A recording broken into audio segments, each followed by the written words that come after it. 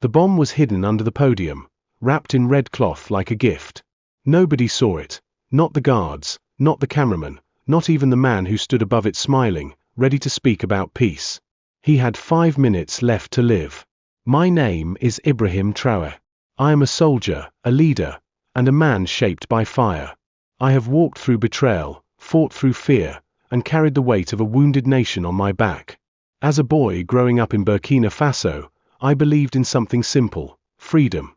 I believed Africa could stand tall, without chains, without orders from Paris or Washington. I believed we could dream our own dreams and build our own future. But the world is not simple. It is cold, complicated, and filled with quiet enemies. I did not ask to be president. I did not rise through power games or whispering politics. I rose because my people were crying. I rose because our villages were burning, our children disappearing, and the air smelled of smoke and blood. Terrorists came with guns and promises. Our leaders smiled for cameras, shook hands in foreign embassies, and did nothing. I could not sit and wait. I had to act. And so, I put on my uniform and stepped into the fire. I fought not to be feared, but to protect. I fought not to rule, but to lead. I stood before my people not as a king, but as a shield. That was my promise, to defend them, even if the world turned against me. Then came Julius Malema. He came from South Africa, wrapped in red, loud as thunder. His words struck like lightning, full of rage and pride. He spoke of Africa, of unity, of revolution. Crowds cheered. People clapped. Some called him the voice of the continent. He said we were brothers. He said we shared the same blood, the same struggle. He spoke of Pan-Africanism, of rising together, of shaking off the West. At first, I listened. I welcomed him. I thought perhaps we had found an ally in the South, a man who could help ignite a fire of hope across our continent. But then I watched. I studied his steps, his tone, his gaze when the crowd looked away. Behind his smile, I saw something else. I saw hunger, not the hunger of the poor, but the hunger for control. Behind his speeches, I heard ambition. I heard whispers of command, not unity. I heard the steps of a man who wanted to lead not beside me, but above me. He said we were brothers. But I started to believe he wanted to be king. And I have seen too many men who wanted to be kings. In Africa, betrayal rarely comes with a gun. It comes with a handshake. It comes dressed in red, wrapped in praise, and smiling like a friend. This is the burden I carry, leading a nation with eyes open, heart guarded, and a promise to never let my people fall again. I will stand, with or without applause, because my loyalty is not to one man, but to Burkina Faso. And to Africa. The fight is not over. It has only begun. They called me angry. They said I was dangerous. They pointed fingers when I raised my voice. They mocked my red beret. They said I was too loud, too bold, too much. But I am not dangerous to the people. I am dangerous to the liars. I am dangerous to the thieves who have stolen Africa's future and sold it for a seat in Paris. I am dangerous to the ones who wear fine suits and drive black cars, while children drink from muddy puddles and sleep hungry. Mijn naam is Julius Malema. I wear the red beret because it stands for something. It stands for land. It stands for justice. It stands for the blood of our ancestors who were murdered in silence and buried without names. I speak for the voiceless. I shout because Africa has been quiet for too long. When I first heard about Ibrahim Traoré, I felt something I rarely feel for other leaders: respect. He was young. He was bold. He stood tall in the face of foreign control. He kicked the French military out of Burkina Faso. That takes courage. That takes heart. I said to my comrades, this is a real African leader. For once, we had someone who wasn't reading from a script handed to him by Europe or America. Someone who dared to say, we will govern ourselves. But then I looked closer, and what I saw raised questions. He wore the uniform of the people. But around him were men with guns, always watching, always ready. He spoke of unity, but his country was bleeding. Villages were being burned, yes, but not all the wounds came from outside. His enemies disappeared in the night. Journalists vanished like smoke. Some said he was fighting terrorists, and maybe he was. But others whispered a different story. They said dissent had become a crime. They said loyalty meant silence. They said power had changed him. I do not take whispers lightly. Africa has suffered too much from the lies hidden in shadows. So I went to Burkina Faso. I told my team, I will speak to him face to face. We will build something real, a united front for a free Africa. We landed in Ouagadougou.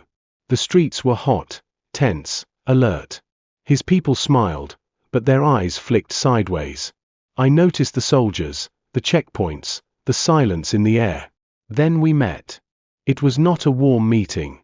He looked at me like I was a rival, not a brother. I saw it in his eyes, the calculation, the suspicion. He had been betrayed before. He thought I might be another one. I spoke of unity. He nodded, but said little. I spoke of building Africa together. He said Africa must be free, but not ruled by ambition. The words felt heavy. That visit changed everything. I went to build trust, to find a comrade. But I left with a question. Can two lions share one mountain? Africa needs heroes. But it does not need kings. Julius came to Ouagadougou with cameras, bodyguards, and a loud voice. He walked like he owned the streets. The people watched him with curiosity, some with admiration. He wore his red beret like a crown. His eyes scanned everything. His voice echoed in the markets, the hotels, even the army barracks. He said, "Ibrahim, we are brothers." But I felt no brotherhood. We sat in the same room, the walls thick with heat and silence. We shook hands for the cameras. We smiled. But inside, something was off. There was no warmth in his grip. His words were smooth, but I could feel the weight behind them. He asked strange questions. Who are your allies now that the West is gone? What weapons are you using to fight the terrorists? Can we form a new army together? One that crosses borders? I did not answer everything. I just watched him. I studied his tone, his rhythm. He was testing me. He wanted to know too much. And I saw something in his eyes. Hunger. Not for food. Not for truth. For power. That night, I received a message. One of my top security men came to me quietly. His face was pale, his voice tight. "Sir," he said, "we intercepted a call. Someone close to Malema's group is talking about sabotage." I sat up. What kind of sabotage? It wasn't clear. But it involves your convoy. A possible hit. Maybe a bomb. The language was coded. I did not panic. I did not accuse. I did what a soldier must do. I changed my schedule. I stayed in the shadows. I cancelled my public appearance. I told only my most trusted men. We tightened security, changed the route. I said nothing to Julius. The next morning, a roadside bomb exploded. It tore through the place where my car was supposed to pass. The blast shook the ground. People screamed. Smoke rose into the sky. 2 of my soldiers died. They were just boys. Loyal. Brave. Their families will never be the same. They believed in our cause. They followed orders. And now they are gone. And Julius? He posted a video online just hours later. In the video, he said, "These attacks show the instability in the region. Africa needs new leadership. We must build a stronger Africa, without fear, without weakness." He never mentioned the dead. He never asked if I was safe. His message was clear, but it wasn't for me. It was for the world. I watched that video again and again. I watched his eyes, his tone, his timing. Something was not right. It was too fast. Too rehearsed. Too perfect. Maybe he didn't plant the bomb. Maybe he didn't know every detail. But I believe he knew something. And in politics, what you know and what you allow are the same. In that moment, I saw clearly, Julius Malema was not just a visitor. He was not just a voice. He was a player. And this was a game with no rules. They told me someone tried to kill Traoré. I didn't celebrate. I don't believe in bombs and blood. I believe in fire through words, not fire through guns. But then my own people started getting scared. One of my advisors said, "There was a man following you. He had a black bag. We think he's DGSE from France, or worse, Traoré man trying to frame you." I laughed at first. But then the man came again. 3 times. My driver took photos. He wasn't French. He was Burkinab. That night, we moved to a new hotel. Then a drone flew above us. It wasn't military, it looked civilian. But we couldn't tell who was watching. I sat in the dark and asked myself, have I gone too far? We placed a small recorder in one of the gifts we gave to Malema. It was a statue of a lion, symbolic, strong, and proud. The kind of gift a man like him would admire. What he didn't know was that the lion was hollow inside, and inside it, a tiny device listened to everything. It was a simple trick. One we had used before. For 2 days, we heard nothing useful. Just regular conversations. Greetings. Laughter. Discussions about travel and schedules. He was careful. Too careful. But on the 3rd day, everything changed. He was speaking with one of his men, thinking no one could understand. They used Zulu, quick and sharp, spoken in low tones behind closed doors. But my intelligence team is trained in many languages. We had a translation within the hour. Malema said, "We can push him. If he falls, others will follow. We take Burkina, then Mali. A real revolution." His man asked, "And the deaths?" Malema replied, "There will be martyrs. But freedom has a cost." That was the moment it all became clear. This was not just a diplomatic visit. Not just a political alliance. He hadn't come to support me, he came to test me. To shake the ground under my feet. To watch me fall, so he could step over me. He was not just a guest. He was a threat. I sat in silence after hearing the recording. My heart didn't race. My face didn't change. I faced ambushes, seen comrades bleed out in sand and silence. But this was different. This was betrayal dressed as brotherhood. He had looked me in the eye. He had called me comrade. He had spoken of African unity, of shared pain and shared dreams. All lies. This was not a man who wanted unity. This was a man who wanted control. He spoke of freedom, but he meant conquest. He spoke of martyrs, but he meant others would die for his ambition. He thought Burkina Faso was a stepping stone, a weak link, a place to ignite his personal crusade. I picked up my phone and sent a message to my top men. Just one sentence. Watch him. Day and night. But do not touch him. Not yet. I needed to be smart. He had cameras. He had international attention. If I moved too soon, the world would say I attacked a guest. They would call me paranoid, unstable, afraid of strong voices. But I am not afraid. I am patient. I wanted to see who he spoke to next. Who answered his calls. Who backed his plans from the shadows. Because men like Malema never work alone. This was not over. This was just beginning. He wanted to play a game of revolutions. He forgot, I was born in fire. The sun was bright that day in Ouagadougou, but the mood felt heavy. I stood on a small platform in the city square, speaking to a crowd of students, workers, and dreamers. Some wore red berets. Others wore no shoes. All of them wanted change. Brothers and sisters, I shouted, Africa belongs to us, not to the West, not to the puppets they leave in power. Cheers rose like a wave. But behind the crowd, I saw something strange. 2 catering vans. My rally team hadn't hired any caterers. I looked at Peter, my chief of security. He shrugged. Local sponsors, he said. Some businessmen. I didn't like it. I had learned to trust my gut. After the speech, as we walked toward the tent set up for drinks and food, Peter pulled me aside. He whispered, "The cook has no ID. And he's not on the list." I turned fast. The cook, a man in a white hat, was already walking away from the drinks table. Peter ran after him. The man dropped a small bag as he ran. Inside the bag, 3 glass vials. One was broken. We didn't need a lab. We knew what it meant. Someone wanted me dead. They tried to poison him. That much was true. My intelligence chief came to me an hour after it happened.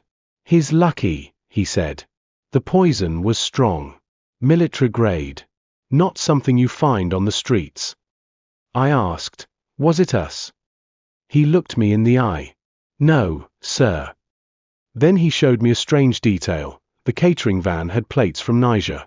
But the logo on the uniforms? A European company that shut down 2 years ago. And then I knew. Someone was trying to start a war between me and Malema. Someone wanted fire. Someone outside. We moved to a safe house that night.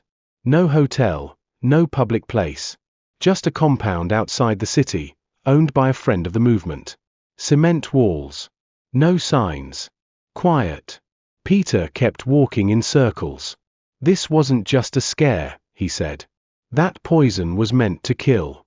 And it was meant to be found." I sat on the floor, tired. "You think they wanted to send a message?" Peter nodded. "They wanted to start something. Maybe with Traoré."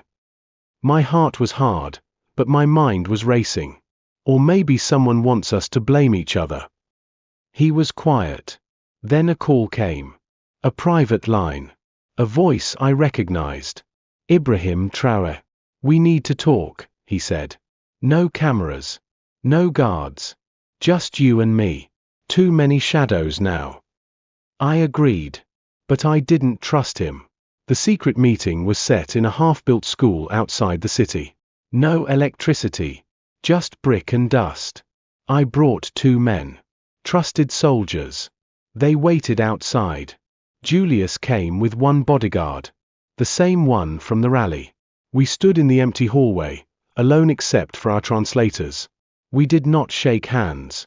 He spoke first. "You think I did it?" I replied, "I don't know what to think. But someone wants us dead." We stood like statues. No one moved. Then I said, "The van was a ghost. The uniforms were fake. This was professional." He raised his chin.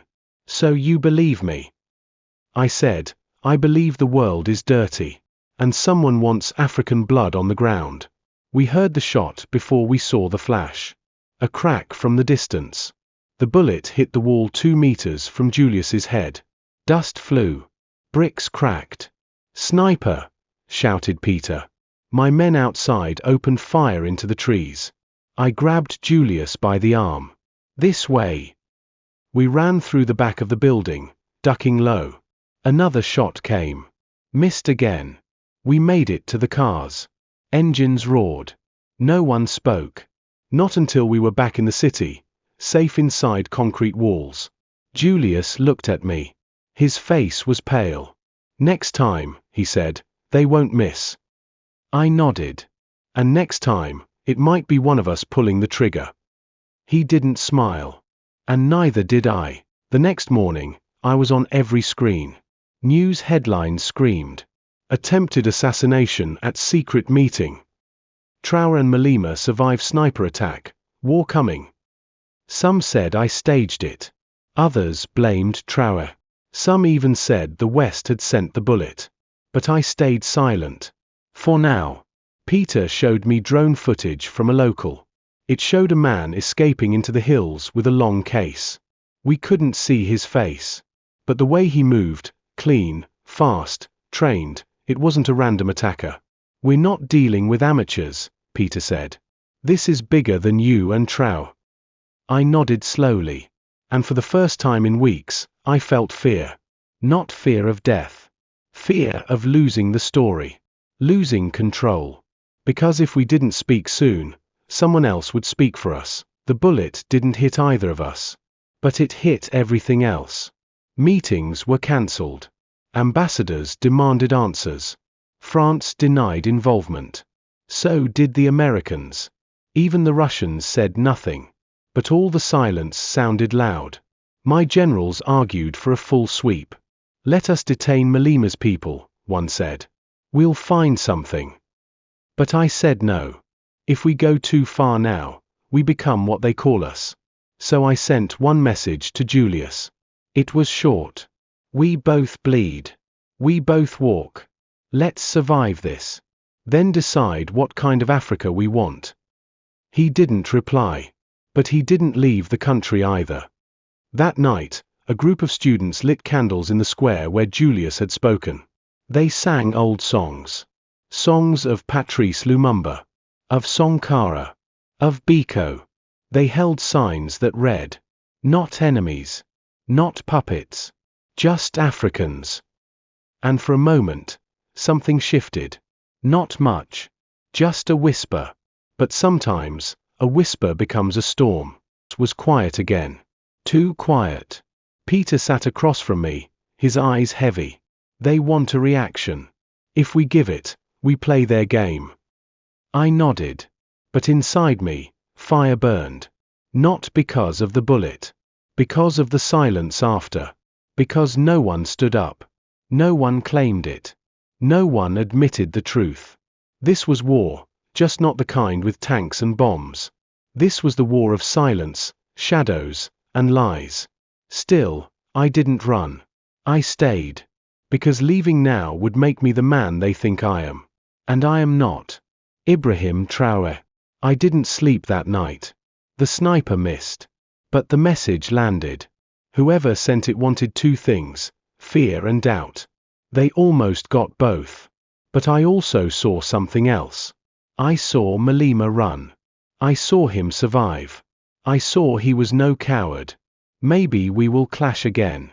But maybe, just maybe, we will build instead. If the world lets us. Or if we stop asking for permission. There was no gunfire the next day. No more poison. No public war. But something had started. Something quiet. People on the streets spoke with new voices. Softer, but clearer. A question rose everywhere. In classrooms, in fields, in army camps. What if they stood together? And somewhere, far away, in a cold room behind closed doors, a man in a suit whispered, "They're thinking too much. We may need to act again."